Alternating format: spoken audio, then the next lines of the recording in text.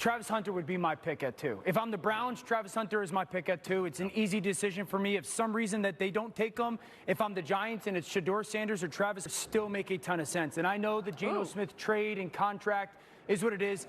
The best place situation or scheme-wise, Chip Kelly has run so many systems in it. You don't have to get on the field right away. You have a veteran in Geno.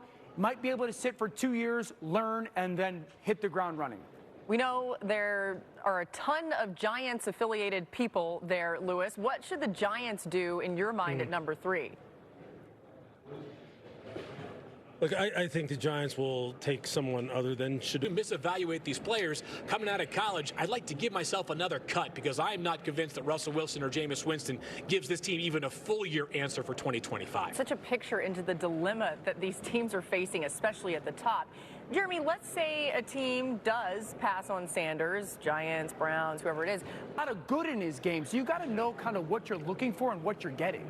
Speaking of the good in his game, later on in the show, Dan has a touchscreen on just that, the positives of Shedeur Sanders. Yep. You don't want to miss it. That's coming your way. And we're just getting started. Remarkable. We're going to run out of adjectives to describe this guy. I firmly believe that. But Field, what did you make of Hunter's workout today?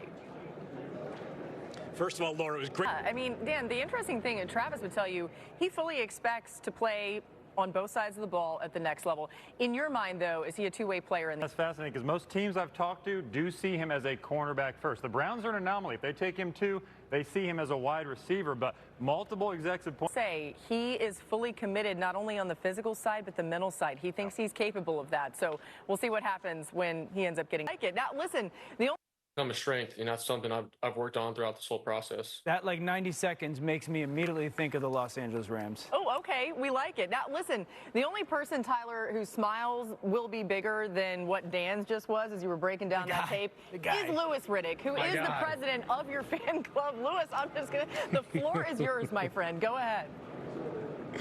Tyler, we heard Dan mentioning the Los Angeles Rams, but I'm going to ask you to put your analyst hat on here. Who is a quarterback in the NFL right now who you compare your... Check out some tape on Shedeur's.